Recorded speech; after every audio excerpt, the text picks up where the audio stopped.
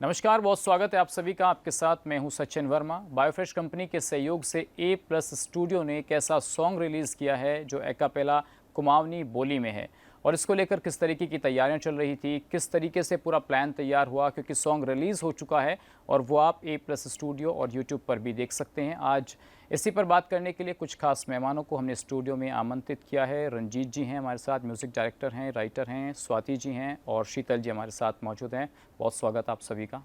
तो रंजीत जी, आप तो संगीत की दुनिया में जाना माना नाम है। आप लगातार अपना चाहे संगीत की बात हो, लिखने की बात हो या फिर फिल्माने की बात हो, कहाँ से सर ये पहला एकैपेला गीत जो है आपने कुमाऊनी भाषा में, इसको जब शुरुआत हो रही थी तो मन में कैसे आई? हाँ, धन्यवाद, नमस्कार। हम लोग अकापेला सीरीज़ पिछले 8 से 10 साल से कर रहे हैं, लेकिन अभी तक हम लोगों ने गढ़वाली में करे अधिकतर अकापेला, कि जो हमारे बहुत अच्छे चले, लोगों ने बहुत अच्छा प्यार दिया। फिर जब हमने धीरे-धीरे सोचा कि इसको पूरा और पूरे उत्तराखंड में फैलाया जाए, और इसलिए लास्ट टाइम भी हमारा जौनपुरी एक हम लोगों ने गीत करा था, जिसमें कि मेरे साथ स्वाति भट्ट, जो कि अभी हमारे साथ में है, इन्होंने साथ दिया था उसमें। इस बार हमने सोचा कि थोड़ा सा और अपने इस सीरीज़ को और बढ़ाया जाए। हम कुमाऊँ की तरफ गए। जी। फिर हमें लगा कि हम इसको कुमाऊनी में भी करते हैं, देखते हैं कि वहाँ से कैसा रिस्पांस होता है। फिर बहुत सारे लोगों ने बोला कि ये जो सीरीज़ है, इस तरह का जो काम है, ये कोई और नहीं करता है। अगर आप करते हो तो आपको पूरे उत्तराखंड के बारे में सोचना चाहिए और हर शैली में इसको करना चाहिए। तो इस बार हमने कुमाऊनी करा। अगली बार हम जौनसारी हमने सोचा है। जी। कोशिश करेंगे उससे अगली बार में भोटिया या फिर जो अपन नीतीमाणा या फिर मुंशियारी साइड की उस भाषा में करेंगे। जी।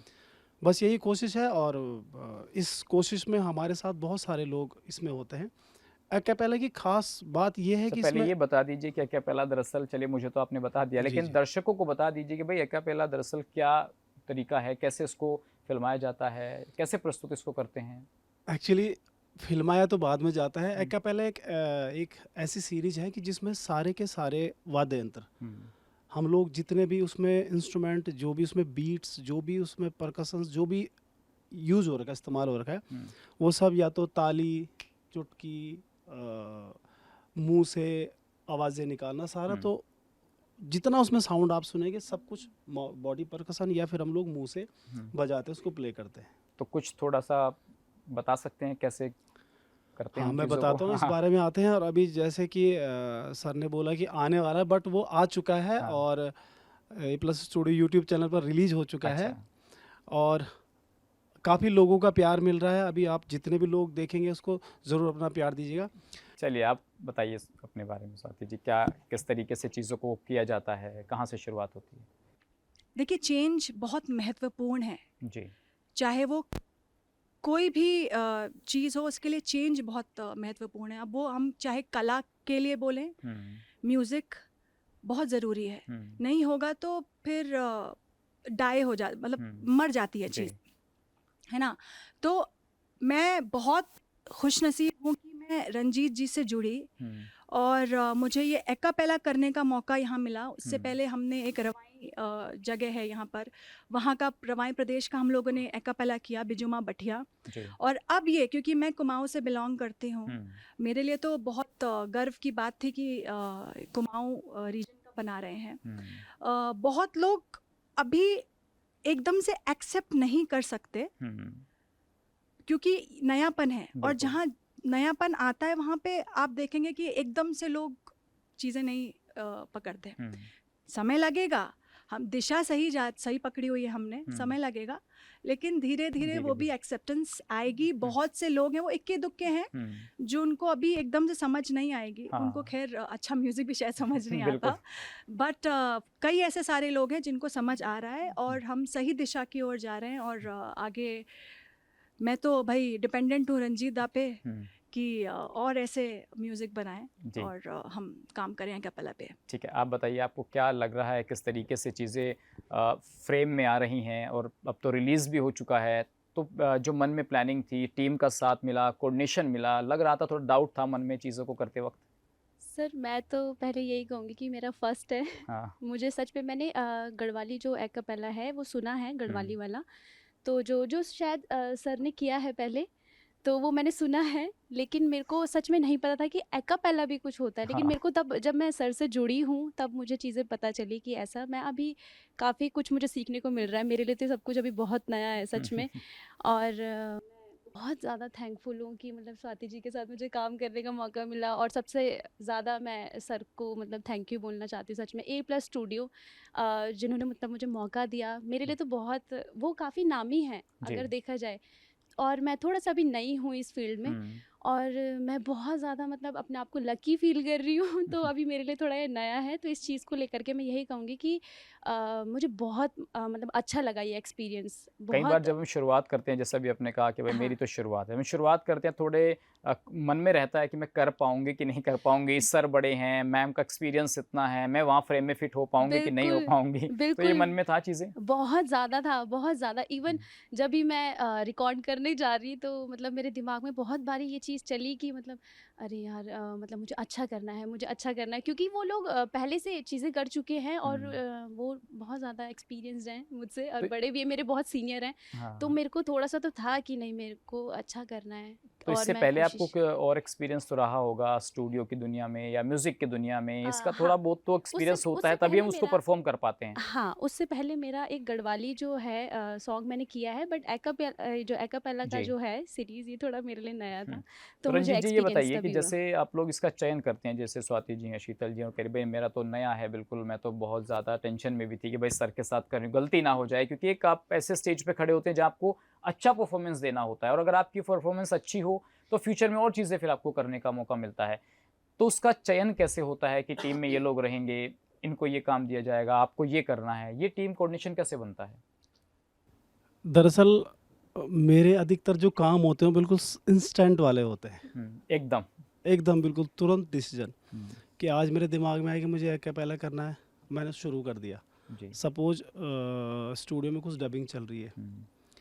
और हमारे एक बहुत बेहतरीन म्यूज़िक डायरेक्टर है निषाद चंद्रा, जो हुँ। मेरे बहुत अच्छे मित्र हैं।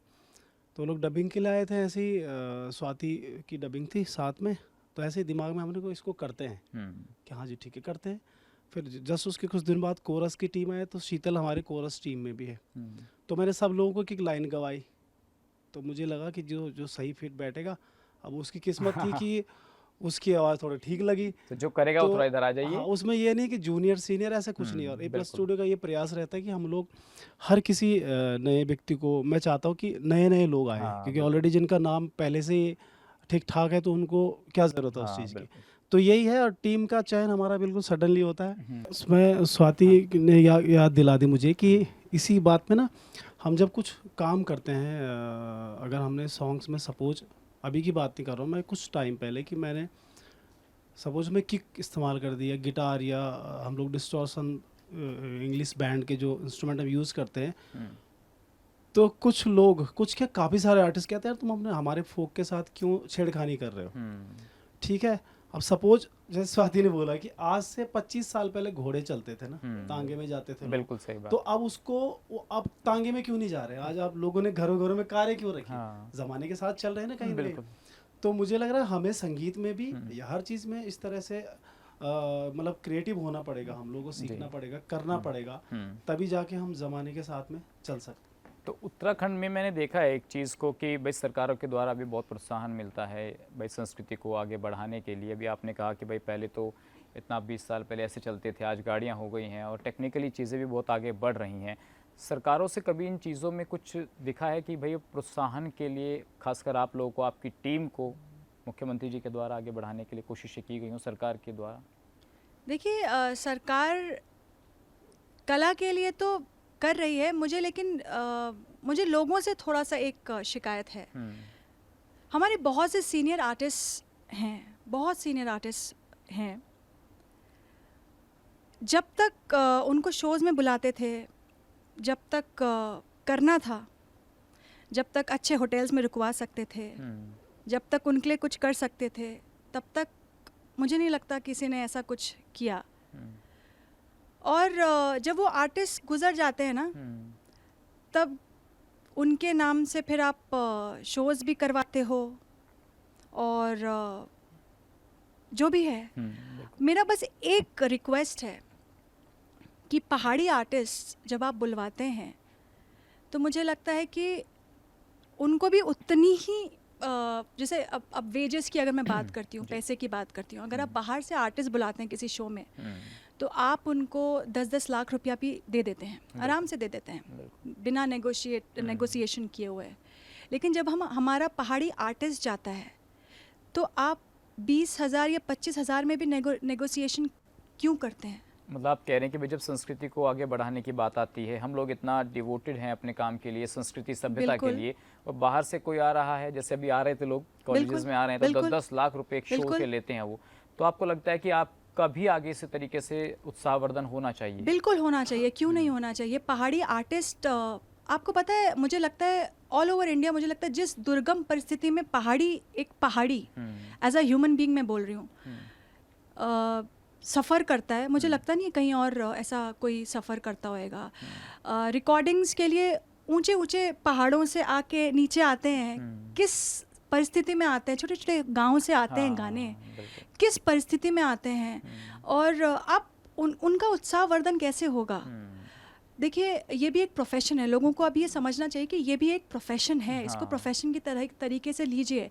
कोई एक आर्टिस्ट होता है ना, उसको ट्रोलिंग भी सहनी है, उसको क्रिटिसिज्म भी सहना है, इतना मेहनत करने के बाद, गाने में जान फूंकने के बाद, क्योंकि आसान नहीं है, ये प्रोसेस होता है।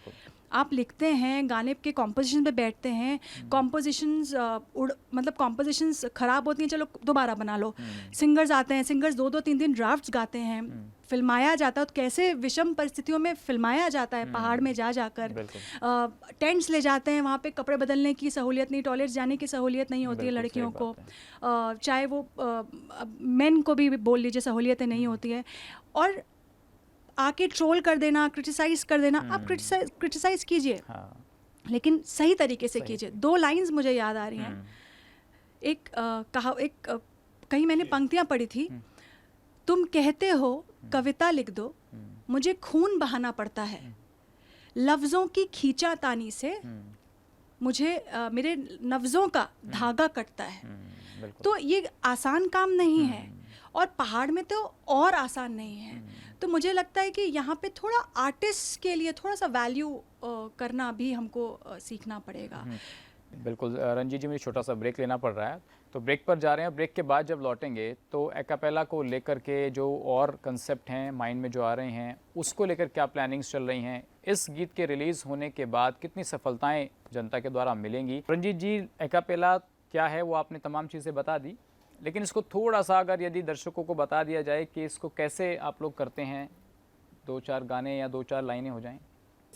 जो एक्कापेला हम लोग इसको जब तैयार करते हैं, सपोज हमने चुटकी से शुरू करा जी, इसके साथ में हमने क्लैप लगा दी, ओके, फिर जैसे हमने मुंह से साउंड कर दिया, फिर उसके बाद साउंड परकशन वगैरह कर दिया, या ये कर दिया, या फिर जैसे हम लोग हुड़का बजाते, ओके।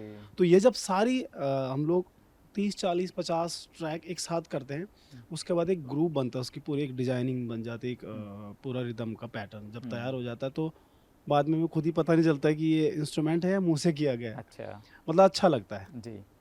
और हाँ, एक और चीज़ बताना चाहूँगा कि इस एक्कापेला में हमारे साथ कुछ लोग ऐसे जुड़े हैं कि जिनकी वजह से हम इस काम में मतलब अपने कार्य को सफल कर पाए हैं। तो इसमें बायोफ्रेश हमारे अपने उत्तराखंड की कंपनी है, मिस्टर प्रेम सिंह बिष्ट जी जो हमारे भाई साहब हैं जी, वो वैसे तो हर व्यक्ति को बहुत अच्छा सपोर्ट करते हैं, लेकिन संस्कृति के लिए, अपने पहाड़ी गीतों के लिए तो बहुत ज़्यादा प्रेमी है जी। उनका इसमें सहयोग रहा, उन्हीं के सहयोग से ये करा। उसके बाद हमारे डॉक्टर अजय ढोंडियाल जी हैं जो जिन्होंने हमें जो पुश करते रहे कि नहीं यार तुम करो, तुम अच्छा करते हो, करते रहो। एक गोविंद सर है ना जो रिदम के और म्यूजिक पार्ट मुंह से बहुत अच्छा बजाते हैं, वो थे। इसकी जो मिक्सिंग मास्टरिंग में हमारे साथ मिस्टर अश्वजीत सिंह जो कि मेरा छोटा भाई वो थे। निशाद चंद्रा जो भी बात बता रहे हैं वो भी परकशंस के बहुत अच्छे मास्टर रिदम के म्यूजिक प्रोग्रामर तो है ही, लेकिन तो उनका भी सहयोग है। और भी बहुत सारे लोग हमारी टीम में जो हमें सहयोग करते हैं। इसका जो वीडियो का करा digital dreams academy Chandigarh mister Ronit, उनका भी सहयोग रहा। और फिर इस तरह से हमारा गीत तैयार होता है, तो हम स्वाति गाना गाएंगी, हाँ शीतल साथ में क्लैपिंग और चुटकी बजा के ठीक है। मैं रिदम प्ले करता हूँ। धुन कुछ धुन पटक धुन धुन तनक धुन तनक धुन धुन तनक धुन तनक धुन धुन तनक धुन बूम बूम बूम पपा बूम बूम पपा बूम बूम पपा बूम बूम पपा बूम बूम पपा बूम बूम पपा बूम बूम पपा बूम बूम बूम। ऊंची नीची डानियों माँ बुरुसी दुम फूली दुम रे तप दुम दुम फिर तप पहाड़ दुम दुम तप हिमालय दुम में दुम संध्या तप दुम जुली तुम रे तुम तु जिंग तका जिंग जिंग तका जिंग जिंग तका जिंग जिंग तका जिंग जिंग तका जिंग जिंग तका अरे धान धान धा। Very good. मुझे तो सुनने में भी इतना अच्छा लग रहा है सच में। आपने म्यूज़िक जब इसको पूरा कंपोज किया होगा और स्टूडियो में जब इसकी पूरी सेटअप तैयार हुआ होगा तो वाकई में बहुत शानदार रहा होगा और मैं ज़रूर से यूट्यूब पर भी सुनूंगा। तो सर अब चीज़ें जो हैं अब आगे बढ़ रही हैं धीरे धीरे, इस तरीके से आप आगे बढ़ रहे हैं, तो आपने इससे पहले भी बहुत सी चीज़ें की होंगी, ठीक है, एक्यापेला में पहली बार काम कर रहे हैं इस भाषा में, इस बोली में, तो थोड़ा बता दीजिए, थोड़ा पहले कुछ आपने ऐसा गीत लिखा या गाया हो जो आपका प्रसिद्ध रहा हो, जो इतना फेमस हुआ हो, जिसको दर्शक आपके मुख से खुद सुनना चाहते हों? सर वैसे मैं बेसिकली सिंगर तो नहीं हूँ, कोई लिखा सिंगर हो मैं गीत सिर्फ या अपना कोई- शौकिया करता हाँ। हूँ। और जब से स्वाति आई है हमारे प्लस 2 टीम के साथ, इन्होंने कहा नहीं रंजीत दा तुम्हें तो गाने। अच्छा स्वाति बहुत मेहनती है और ये स्वाति ने बहुत शोज़ किए हैं पहले अपने उत्तराखंड को हट के, बॉलीवुड में बहुत अच्छा काम किया स्वाति ने। अब वापस अपने उत्तराखंड में आई है और इनके इस समय मार्केट में बहुत सारे गीत, बहुत अच्छी बात शकल से तो सभी जानते होंगे, कुछ लोग नाम से भी जानते होंगे। रामदाई का होटल अगर आपने सुना हो, बहुत फेमस गीत है, सीलामी दुई हाथों की दुलू।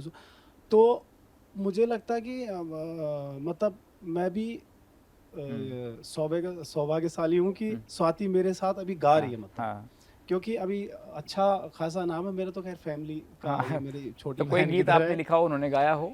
नहीं, हमने बहुत सारे गीत करे, तो बाकी एक प्लीज मेरे बता दीजिए ना, जो आपको थोड़ा, मुझे भी अच्छा लग रहा है सुनने में, तो दर्शक भी सुनेंगे। बाकी मैं बताता हूँ हाँ। आपको कि मैंने अभी तक 1000 के करीब गीत रिकॉर्ड कर दिए हैं as a music director. Very good. ये जो हमारे सीरीज आज जिस पर हम बात कर रहे हैं, इसके अलावा मैं जो समझ किए हैं, तो उत्तराखंड में लगभग 99% सिंगर अभी तक ये प्लस स्टूडियो में गा चुके हैं, जहाँ से हमारा एक्यापेला रिलीज हुआ है। Very good. इसमें जितने भी, मैं नाम तो नहीं ले पाऊंगा, जितने भी सिंगर हैं उत्तराखंड के सब, तो इसमें सबसे बड़ा गीत है बेड़ू पागो, जिसमें 25 से 30 लोगों ने गाया था।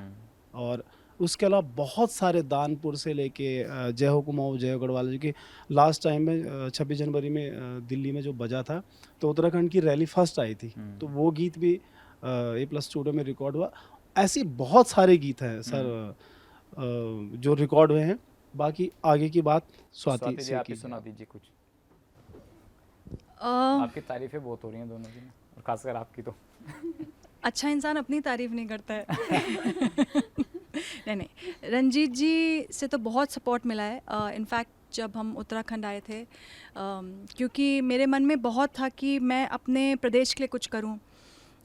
शुरुआत में, क्योंकि आपको पता है मुंबई में इतना टाइम हमारे पास बिल्कुल नहीं रहता है कि आप अपने बारे में या अपने कोई एक ऐसा अंदर छुपा हुआ इमोशन है उसके बारे में भी सोच सको।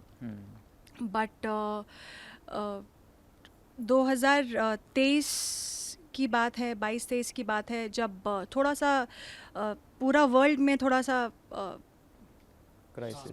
क्राइसिस था और थोड़ा सा स्लो हो गया था सब चीज़। तब सोचा कि अभी टाइम है और अभी कुछ करना चाहिए। तो रंजीत दा ने बहुत सपोर्ट किया और हम लोग ने बैठ के गाने बनाए। पहला गाना शायद रंजीत दा हम लोग ने बिजुमा बठिया किया था ना, वो किया था, वो भी एक्यापेला था। ठीक है। पहला वही किया था। केदार को वासी मेरा शंभु भोलेनाथ रे, तुझे अभिलाषी मेरा शंभु भोलेनाथ है, केदार को वासी मेरा शंभु भोलेनाथ है, तुझे अभिलाषी मेरा शंभु भोलेनाथ है। को कोदा की बतीरा मेरी बिजू माँ बठिया बल कोदा की बतीरा मेरी बिजू माँ बठिया नेड़ू नेड़ू ऐगे मेरी बिजू माँ बठिया बल डांडा की जतीरा मेरी बिजू माँ बठिया कोदा की बतीरा मेरी बिजू माँ बठिया बल कोदा की बतीरा मेरी बिजू माँ बठिया नेड़ू नेड़ू ऐगे मेरी बिजू माँ बठिया बल डांडा की जतीरा मेरी बिजू माँ बठिया। रंजीत जी, अजय सर को बहुत चीज़ों को देखा है मैंने, उनके सोशल मीडिया प्लेटफॉर्म्स देखे, तो वो अक्सर अपनी संस्कृति और सभ्यता को आगे बढ़ाने के लिए काम करते हैं डॉक्टर अजय सर। तो मुझे वहाँ से लगा कि नहीं, उत्तराखंड सरकार को इसमें और चीज़ों को ऐड ऑन करना चाहिए। और जैसा कि अभी स्वाति जी भी कह रही थी कि भाई प्राथमिकता पहले यहाँ के लोगों को रखिए, यहाँ को दीजिए। जब आप संस्कृति और सभ्यता की बात करते हैं तो हम फर्स्ट क्यों नहीं? मैं इसमें बात नहीं करूँगा, नहीं तो फिर मैं भी ट्रोल हो जाऊँगा, हम्म, क्योंकि जैसे स्वाति कह रही ना, बात मैं भी- निकलेगी नहीं तो दूर तलक जाएगी कैसे? नहीं ये कुछ नहीं है सर, ये 2 दिन का है, 2 दिन हमारा रील्स बहुत चलेगी, उसके बाद नीचे दब जाएगी, ख़त्म। ऐसा ही होता है, क्योंकि मैंने देखा, हम लोगों ने बहुत शोज करे हैं, बड़े से बड़े और नए से नए सिंगर के साथ में शो किए। आज हम 5 स्टार होटल में हैं, कल को हम सेम सिंगर के साथ में चटाई में सो रखे हैं। तो कहीं ना कहीं जो इसमें ऊपर से जो लोग काम कर रहे हैं उनकी इसमें, अब आप ये देखो ना कि सपोज आज मैं स्वाति के साथ 2-3 शो पे गया, अब इनके लिए बढ़िया होटल की व्यवस्था हो रखी, बढ़िया मतलब पार्टी की नज़र से बहुत बढ़िया है जी। लेकिन हम देख रहे हैं वहाँ गंदगी हो रही, मच्छर घूम रहे, गंद बिस्तर साफ नहीं, ये साफ नहीं, तो होता है ना कि हम लोग की आदत नहीं ऐसे रहने की। तो स्वाति क्या करती है, या इनकी जो हमारी टीम है, हम अलग से अपना Separate। लेके रह लेते हैं। तो इस चीज़ के बारे में भी कहीं ना कहीं जो लोग शो प्रोग्राम करवा रहे हैं उनको सोचना चाहिए ना। चलो पेमेंट चलो जो भी है तुम्हारी हो गई बात, लेकिन कम से कम रहना खाना ये सारी, जैसे तुम बाहर के लोगों को आप अच्छे हॉस्पिटलिटी देते हो जी। तो हमें भी वैसा चाहिए ना। हाँ। अगर करोगे तो हम और मेहनत करेंगे। बिल्कुल सही बात है। दूसरी बात कि कहीं ना कहीं मुझे लगता है कि सिंगर की भी इसमें गलती हो सकती है, क्योंकि कल की तारीख में अगर मैं सिंगर बनता हूँ, ठीक है, या चलो मैं ढोलक प्लेयर हूँ, ठीक है, आज मैं 96 से काम कर रहा हूँ इस इंडस्ट्री में। जब मैंने 2010 में प्रोग्राम छोड़े थे, उस समय मैं 4000 रुपये पेमेंट लेता था एक प्रोग्राम की। जी। अब आज जब मैं 2026 में देखता हूँ तो आज भी जो उस समय के मेरे साथ के म्यूजिशियन आज भी 3000 रुपये में वो प्रोग्राम कर रहे हैं। क्यों? क्योंकि उन्होंने ना अपना स्तर बढ़ाया, सामने वाले तो कभी बढ़ने नहीं देगा। बिल्कुल सही बात। मैं आज अगर कोई मेरे को बुक करता तो मैं कहता हूँ मेरे को 10,000 रुपये एक प्रोग्राम की चाहिए। अरे तुम क्या बजाओगे 10,000 में? 10,000 में तो पूरे ग्रुप हो जाता है। बिल्कुल। तो कहीं ना कहीं हम लोग भी, हमारी भी गलती है। और जो करवारी सामने से चलो तो उनका तो चलो भाई जैसा भी चल रहा है, लेकिन कुछ ना कुछ जैसे बड़े सिंगर, सपोज स्वाति कल की तारीख में बहुत ज़्यादा पॉपुलर हो जाती है। तो रंजीत जी, अब आगे फ्यूचर में क्या प्लानिंग्स हैं और क्या क्या चीज़ें माइंड में आ रही हैं? क्या कुछ करना है उत्तराखंड के लिए, सभ्यता और संस्कृति को जीवित करने के लिए, फोक फनकार को जिंदा रखने के लिए? जब तक जब कभी भी संस्कृति को बचाने की बात होती है तो मुझे ना एक चीज़ बड़ा याद आता है कि हमारे उत्तराखंड में कुछ लोग ऐसे हैं कि जो कहते हैं हम संस्कृति के लिए काम कर रहे हैं, लेकिन दरअसल संस्कृति को बचा रहे हैं। लेकिन दरअसल कुछ लोग बोलते हैं कि संस्कृति उनको बचा रही है। उनको बचा रही है। ये सच बात है। बोलते हैं ना संस्कृति के लिए काम, अरे भाई संस्कृति तुम्हें बचा रही है, तब दोनों जाके काम तुम्हारे नहीं हो रहे। पेट पल रहे हैं। हाँ नहीं हो सकता है दोनों काम हो रहे हो भाई, आप गा रहे हैं तो लोग समझ रहे हैं, बिल्कुल। वो चीज़ आज मार्केट में या समाज में जिंदा है। बिल्कुल। फिर कमाने के लिए तो फिर और भी साधन लोग ढूंढ लेंगे। बस बाकी हमारा A+ स्टूडियो का एक पहले से ही वो रहा है, सोच रही है कि मैं फोक को लेकर ज़्यादा काम करता हूँ, अपने यहाँ के लोग को लेकर ज़्यादा काम करता हूँ। हम लोगों ने बहुत सारे गीत A+ स्टूडियो से लेकर बहुत सारे चैनल्स पे मैंने निःशुल्क रिकॉर्ड किए हैं, उन लोगों के जो कि पहाड़ में जिनको ज़रूरत है, जो स्टूडियो नहीं जा सकते हैं, जो पैसे खर्च नहीं कर सकते हैं। तो ये वाला सीरीज़ तो हमारे चलती रहेगी जब तक A+ स्टूडियो है, वो करते रहेंगे हमेशा। बाकी इस तरह से जैसे अकेपेला सीरीज है, या जैसे हमारे साथ जैन जी है, तो इनके लिए हम ऐसा म्यूज़िक क्रिएट करेंगे कि अट्रैक्ट होंगे। और इसलिए शायद इसीलिए ये लोग टीम में जुड़े हैं कि भाई कैसा जाएगा आगे, कैसा चाहिए। तो कोशिश कर रहे हैं कि जितना हो सके हम अपने संगीत के लिए काम कर सकें। चलिए, बहुत शुक्रिया रंजीत जी, स्वाति जी, शीतल जी, आप लोगों ने अपना कीमती समय निकाला, इसके लिए बहुत शुक्रिया। तो हम उम्मीद करेंगे कि जो आपका रिलीज़ हुआ है सॉन्ग, तो उसको ऐसे ही दिन दुगनी और रात चौगुनी तरक्की मिलती रही। आपकी आवाज़, आपकी लेखनी हमेशा उत्तराखंड की संस्कृति और सभ्यता को उसी तरीके से हमेशा जीवित रखे। आज के लिए बस इतना ही। नमस्कार।